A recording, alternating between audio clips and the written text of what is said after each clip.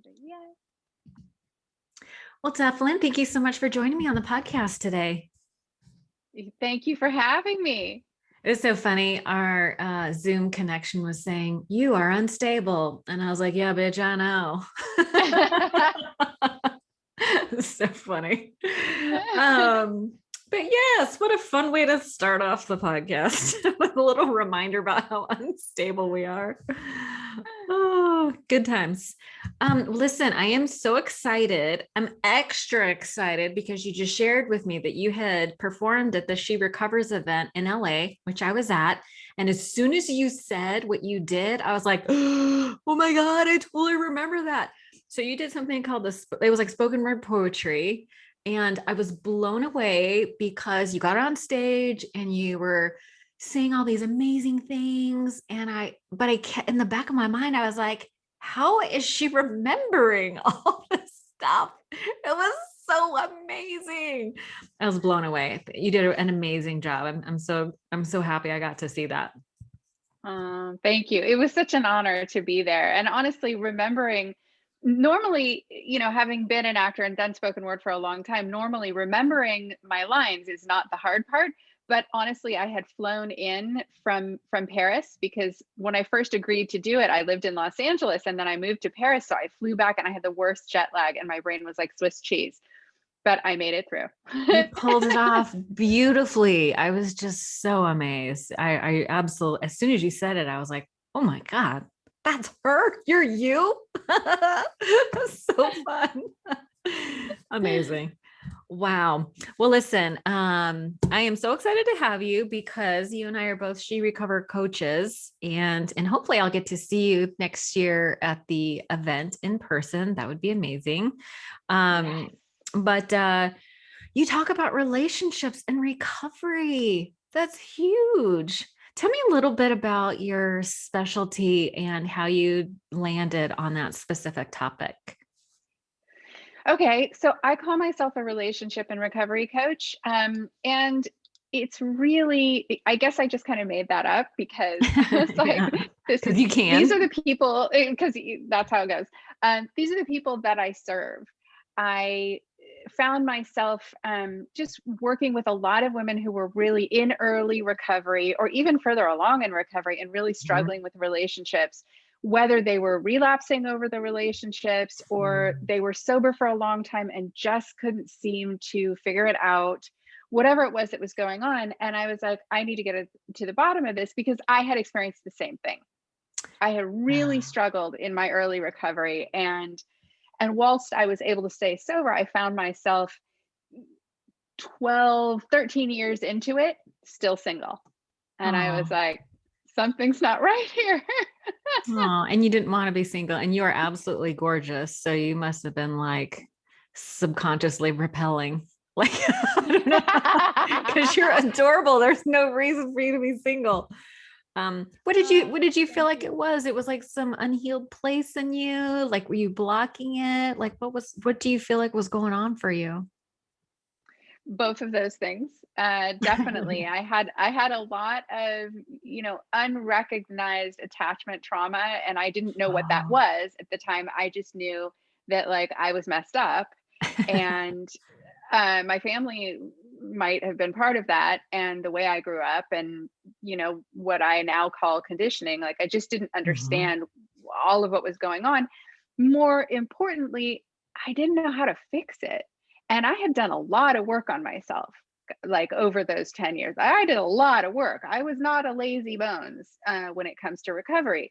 And yet I was just still really, really struggling. And I had to get very specific and figure out not only what was going on with me, and like you say, that I had some unhealed stuff, but how to heal it.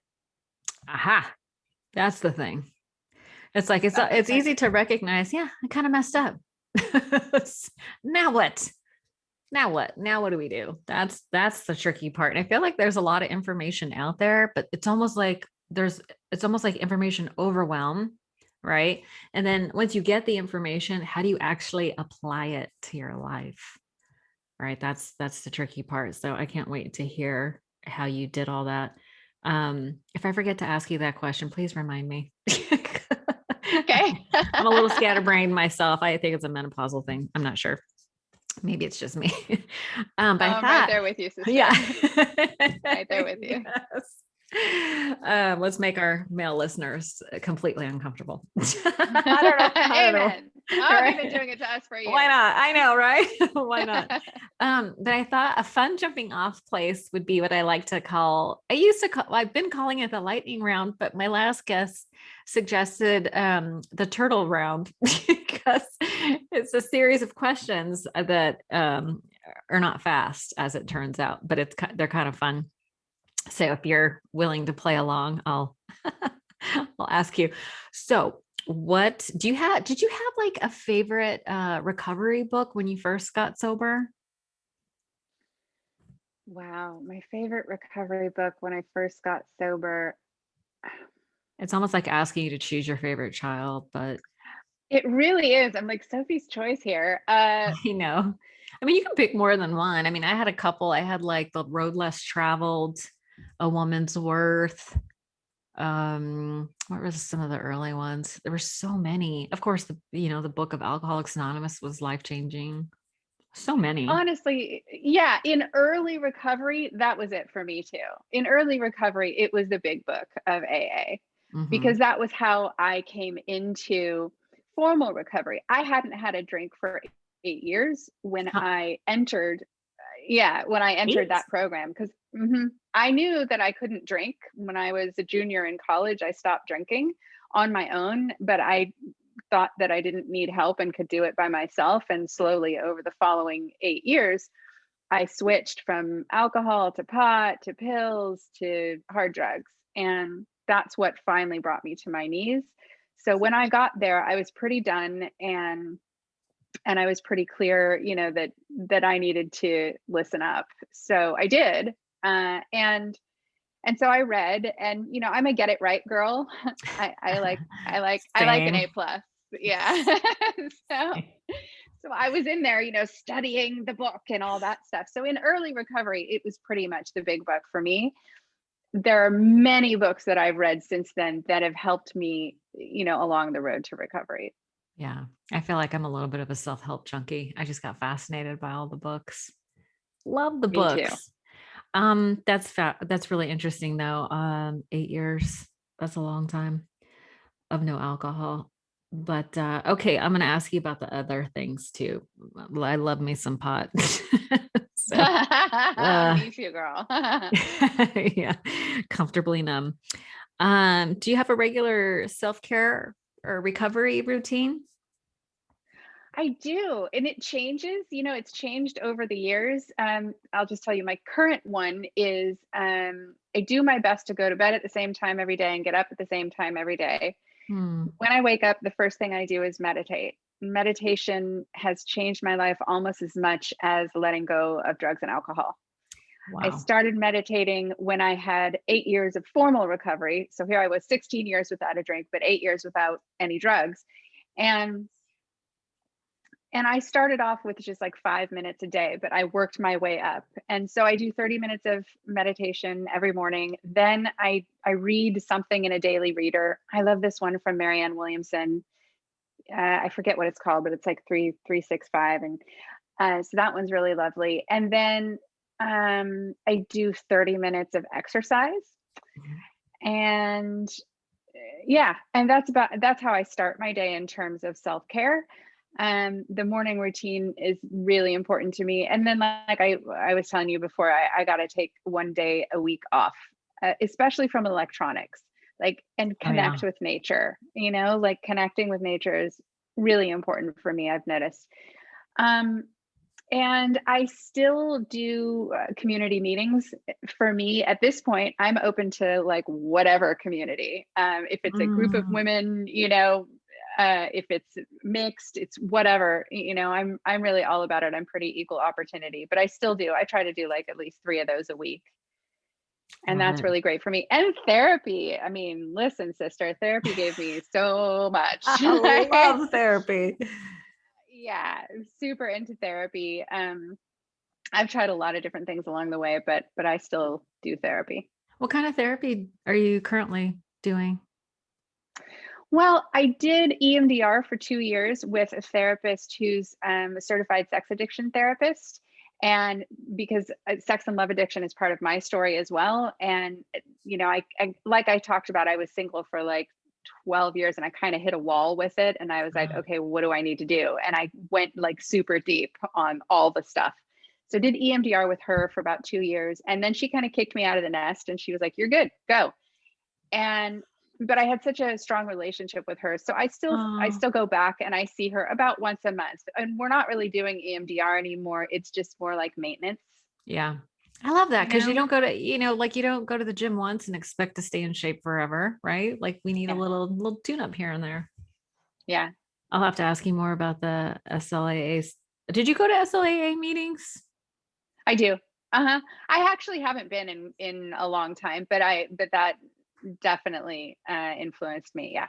I had a guest on, Brianne Davis, who wrote this, I want to say a fun book, but I don't know if that's fair. It's like Sex and Love Addiction in Hollywood, or I'm getting the title wrong, but she was such a lovely guest. And she named things about sex and love addiction that I hadn't even considered. And I used to always joke around, like when I chair a meeting, when I speak at a meeting, my little tagline is that if it was in a bottle, a bag, or blue jeans, I was doing it. But oddly enough, I never really connected to like a love addiction thing until she spoke. And then I started checking some of those meetings out, and those are actually really interesting because it's not just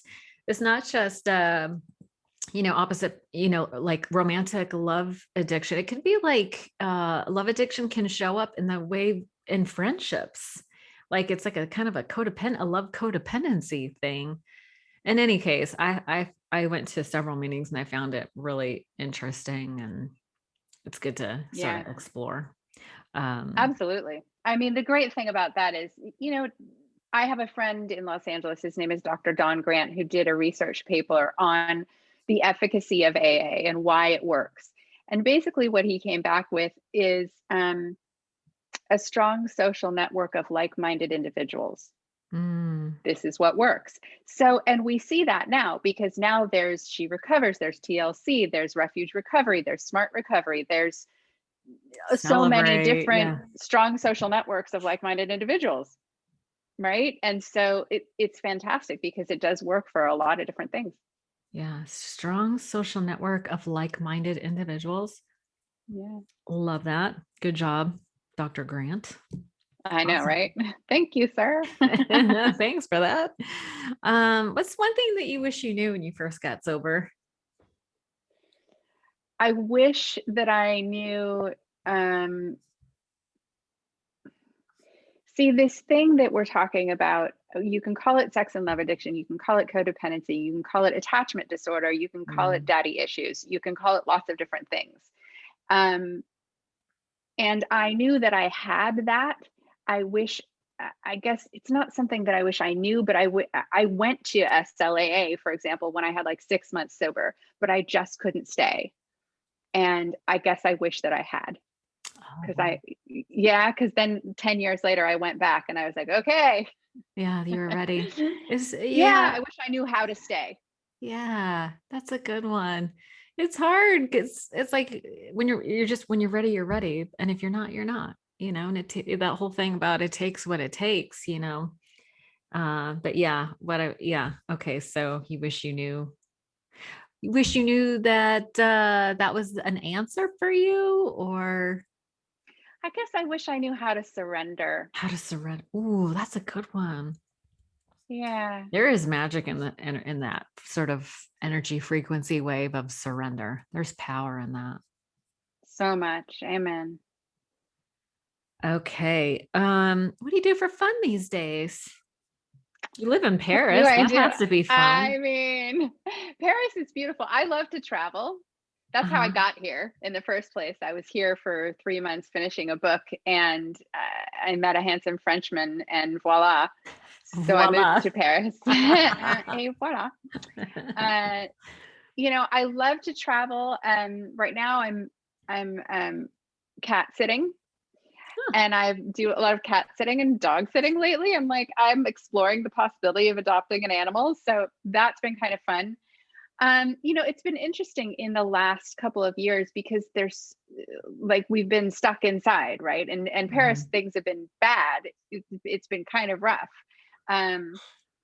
And we just kind of came out of a lockdown not that long ago. So we couldn't go out to eat and we couldn't kind of do all the usual things, you know what I mean? So I did a lot of crazy stuff. I built a fort in the living room, like I did like when you were kids. Do you know what I mean? I was like, I don't care. I'm to do whatever. And I started doing I started a text thread with my family, which is really sweet now. Like I have this little text thread with my little family and I'm like, oh, you guys. I started doing Zooms with my best friends back home, which has been really sweet. And again, for me, the nature thing, like I love a picnic. I love to go out and just lay on the grass and feel it and like look at the clouds and try to feel the clouds and like listen to the wind in the leaves. Just connecting, like anything where I get to connect, which also includes anything new, because I remember reading somewhere that you're emotionally engaged whenever you're doing something new, which is why novelty is one of the best things for depression. So that's what like lights me up is like anything new, anything I've never done before, which is why I'm having a hard time answering because I'm like, lots of things. That is so great to hear. I remember one time we had small kids and a friend of ours came over and he's like, what do you guys do for fun? My husband and I looked at each other and we were like, what is this fun thing you speak of? We were looking at him like he had 10 heads. What are you talking about? Fun. There's no such thing. But it's, what's interesting is every guest I've ever asked that question included nature. Isn't that interesting? Every single one. Yeah. Oh, that's a good thing. Okay. Well, you said something really important. Novelty is good for depression. That makes sense as soon as you said it. That is fabulous. Well, thank you for playing along with the turtle round. Yeah. As I will be calling it from here on forward.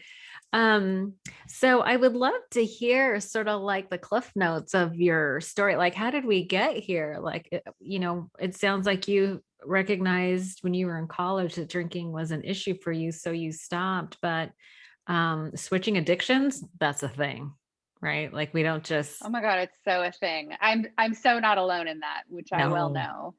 No, I mean, it's the rare unicorn that doesn't switch addictions. And that's when I spoke to Brianne, she talked about, sex and love addiction being like one of the top things that people use because it's secret. You can hide it as something that is well hidden. But what did that look like for you? So let's see.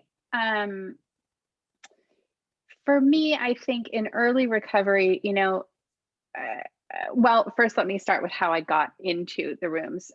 So I was living in Los Angeles at the time. And like I said, I hadn't had a drink in a long time, but I was using drugs alcoholically. And I had this boyfriend who it was like I couldn't leave him. But the only way for me to stay in the relationship was to do the drugs. We had been, in and out of this relationship for 9 years. We had been in a horrible car wreck together. Oh my goodness. I think it was like 7 years before this. And that was how come I had prescriptions for all of these medications, because I was actually paralyzed in that car accident. And luckily they were able to put me back together and, and I could walk. And that was great, but I did have a lot of pain and I just didn't know really, I was so scared of the pain. I didn't know how to deal with it. And I think I had I had quit drinking 11 months before that happened. So there I was, with no skills and no community of like-minded individuals to support me or educate me. Right. And so I really, really struggled. And I also struggled with just sort of my, the way I saw myself, my identity, my body as a result of everything that happened. And so it was really, really tough for me to walk away from him. And, I had attachment disorder / codependency / sex and love addiction daddy issues. That's a lot of So there I was, right, with this dude, and I was getting deeper and deeper into the drugs. And I went out one night and I was on my way home, and I really didn't want to go home. And I drove past this gas station and I saw the cutest cowboy I had ever seen. And I pulled over and I was like, if he comes over here, I'm giving him my phone number. Well, he did come over, and I did give him my number, and we went out a few times. And he revealed to me that he was sober and he was in the 12-step rooms. And when he stopped returning my phone calls, I went to the rooms looking for him. So slash stalker. Stalking. Yes, exactly.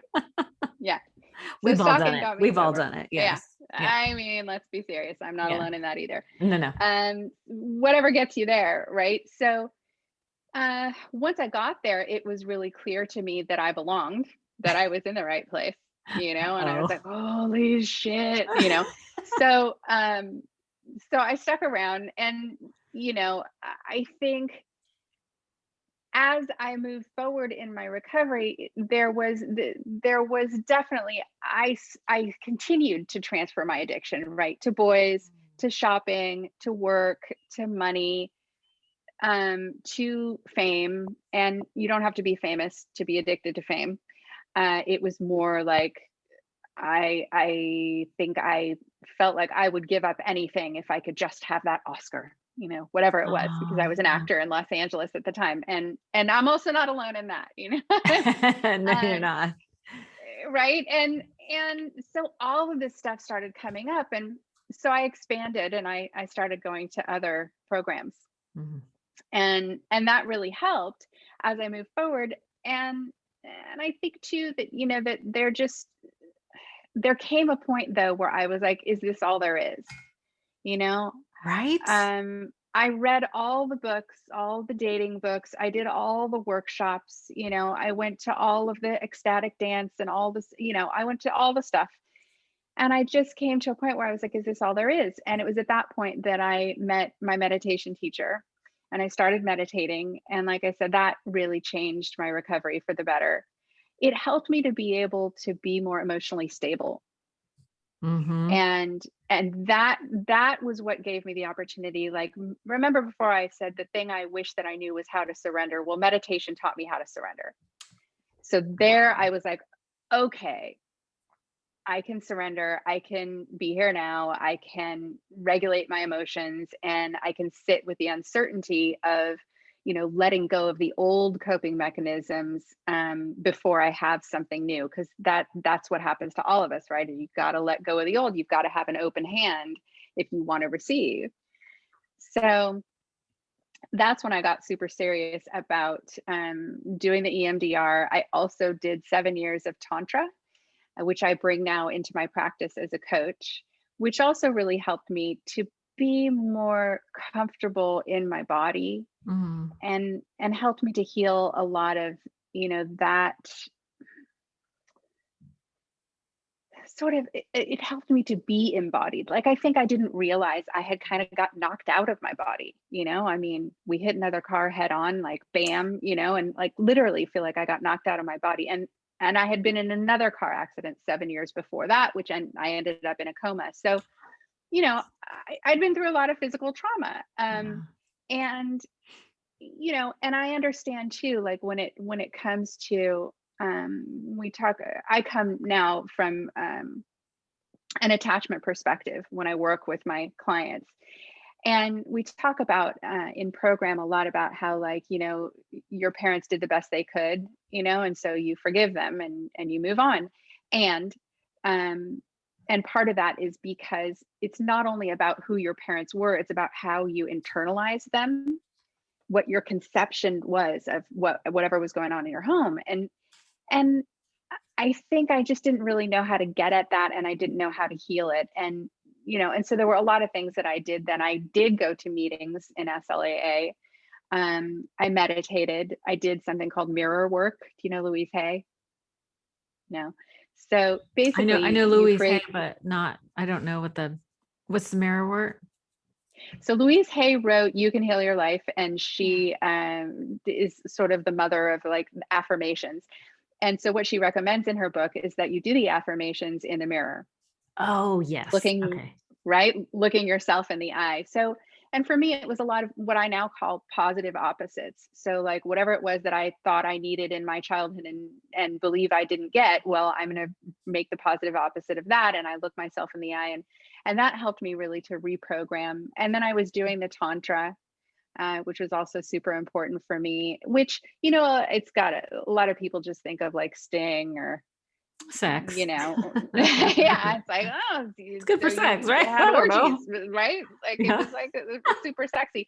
The funny thing is, I remember going to my first Tantra class, and I walked in and I was with my friend, and she, too sweet, she like abandoned me and went up. She's over there talking with some other people, and I'm like, oh my God. And I felt super awkward and weird. And then the instructor is like, okay, you need to get into groups of 3. And so like 2 people came over and they kind of adopted me. And so we were doing this exercise where one person had to walk across the room blindfolded, and the other 2 people are standing on either side of her. So, one sort of pushes them off, and then the other one is at the other end of the room waiting for you, and you kind of have to walk across the abyss and trust that these 2 people are going to guide you and not let you bump into somebody else or fall down or whatever. And at the end of this, my first Tantra workshop, I realized, oh, it's about trust. Right. And of Yeah. course, there's trust in sex, like there has to be. Yeah. But it was right. So it was about trusting them, but it was also about trusting life. It was about trusting myself. It was about trust in general. And, and I went on from there and had many, amazing experiences. But I did all of that work, and travel was a big part of it for me too. Like I say, I love to travel, and I started traveling by myself, which was also a really beautiful experience. So brave. And yeah, because the truth is, I remembered I was so scared to go to meetings outside of Los Angeles, which is where I came up. And I had this friend, this guy, and he was like, yeah, you've got friends all over the world. You just haven't met yet. Oh, that's so sweet. So true. Yeah. Yeah. The rooms are full of people you don't know, but they're your friends. They're totally your friends. They're your family. I mean, you know what I mean? Yeah. Like in a lot of ways, it's like they're just like you. They're those like-minded individuals, Yeah. Yeah. But there is that sort of cautionary tale I like to give where,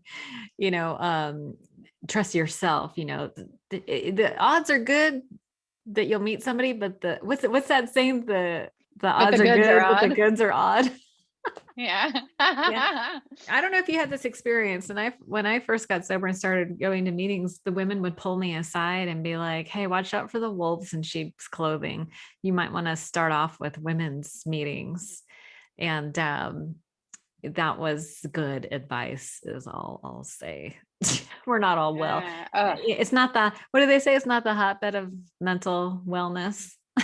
There's a lot of Well, yeah. I mean, it's, coffee in a room full of sick people. Mhm. So, you know, and at the same time, I did end up with a guy from program after many years, once I think too, I had this sponsor who used to made me read, if there's any other 12-step people out there listening, page 112 of the 12 and 12.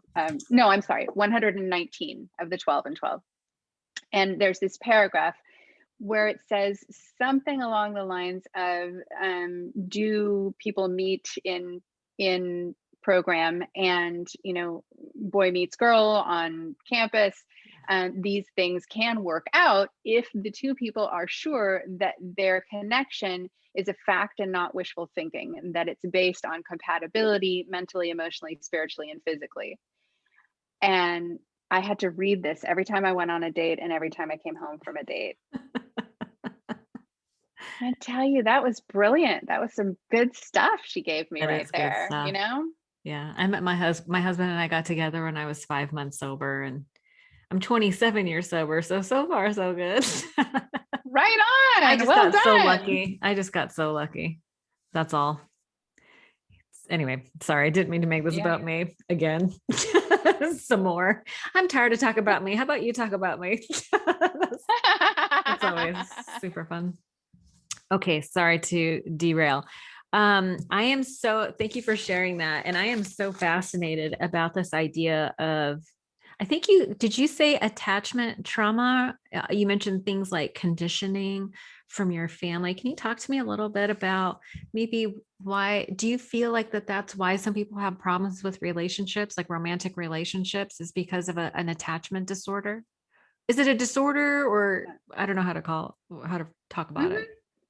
Mhm. Yeah. Yeah, I mean, one can be diagnosed with an attachment disorder. Essentially, attachment theory comes from a man named John Bowlby, who was a psychologist, and believe it was in the 1940s that he sort of put forth this theory, with a lot of science behind it, where they studied the attachment between a baby and the mother, because Mm. at the time the mother was the primary caregiver, and how the baby behaved when it was separated from its mother.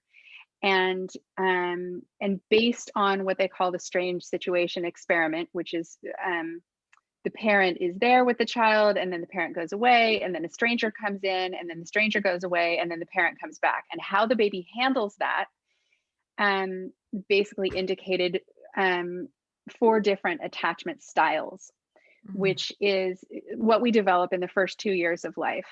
And our adult relationships are based on those patterns that we establish in the first 2 years of our lives.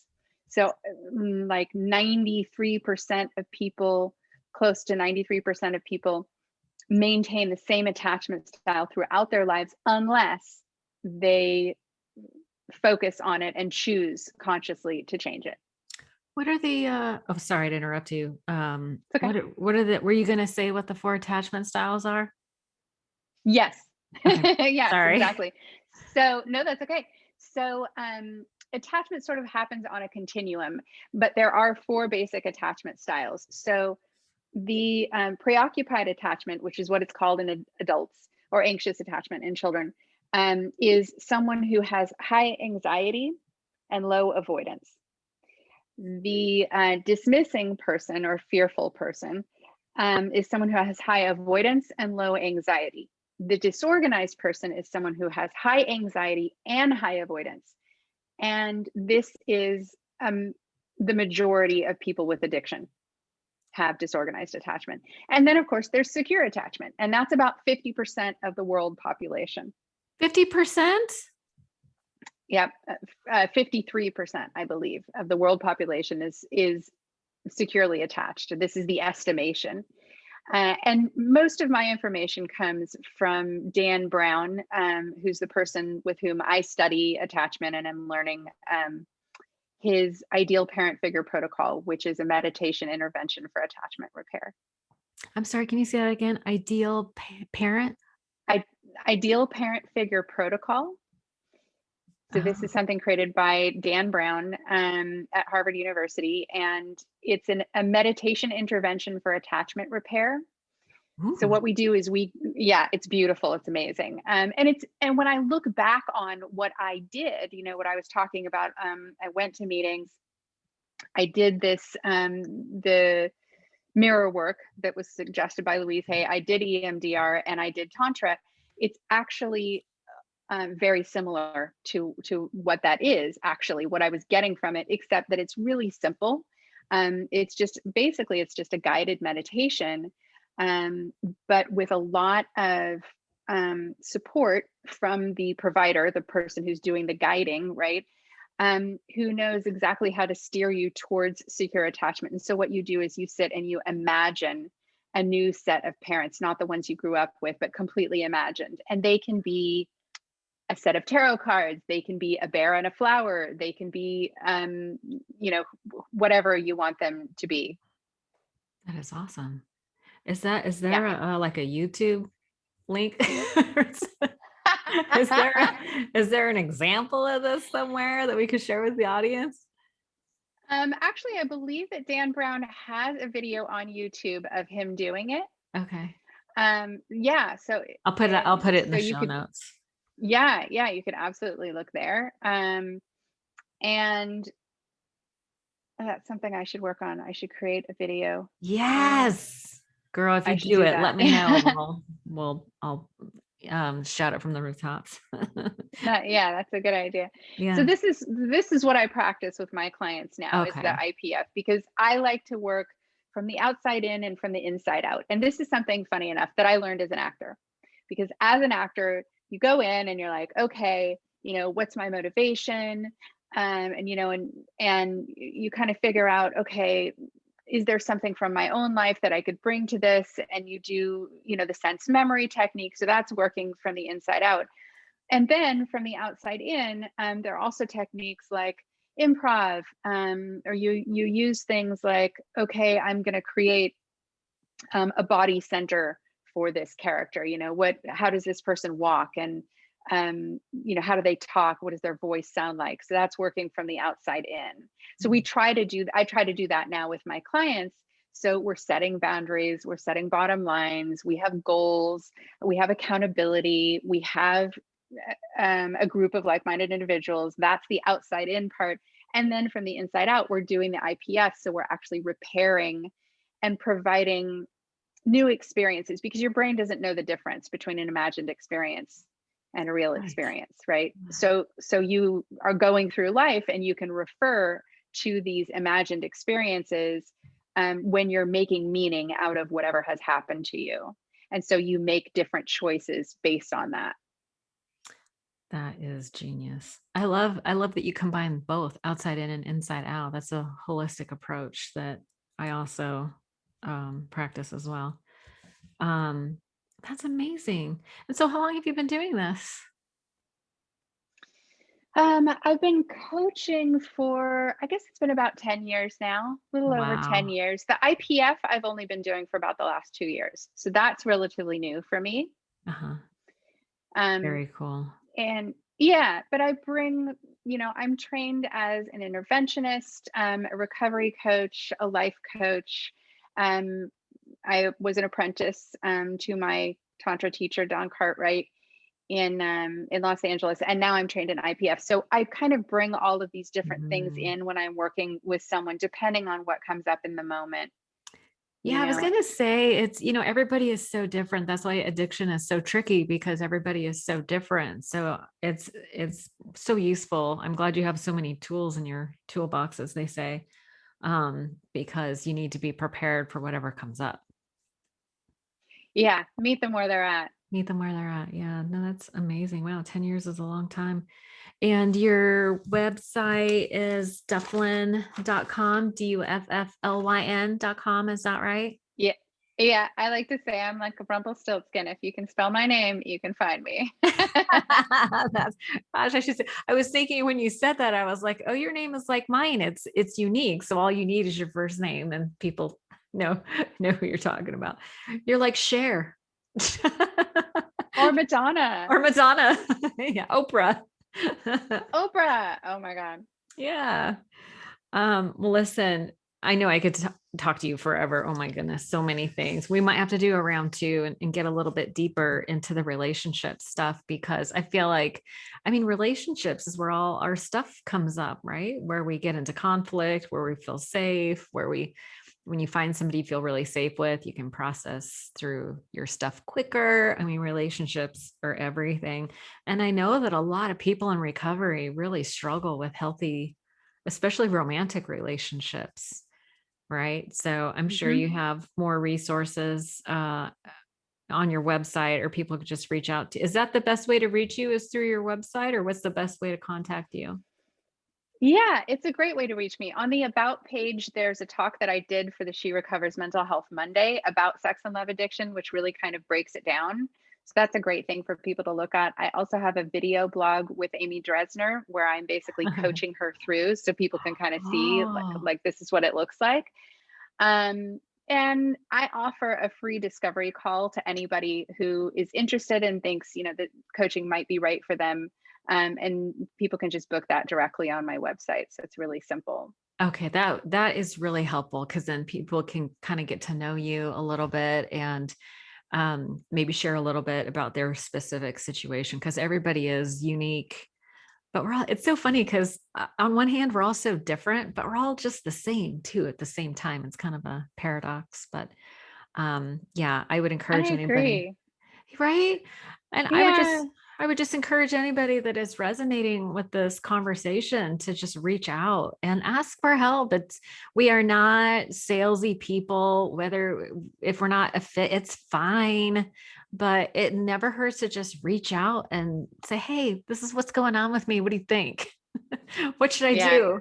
Right? Yeah. Yeah, exactly. Cause I mean, I try to be the coach I wish I had had all those years I ago know. who could have helped me surrender. You know what I'm Oh, saying? yes. And because that's the thing, because ultimately we all just want to love and be loved. Yeah. And when, right? But when we haven't been given the tools to be able to do that, it's really painful. And a lot of us were using drugs and alcohol or whatever your thing is, we were using these other habits in order to change the way we feel. So when we suddenly feel what I call attachment trauma, we feel panicky and scared and jealous and angry and all these feelings come at once. It's so overwhelming, and no wonder, like, No no wonder. wonder. No wonder. Yeah. There's a lot of empathy and compassion there. I really appreciate that.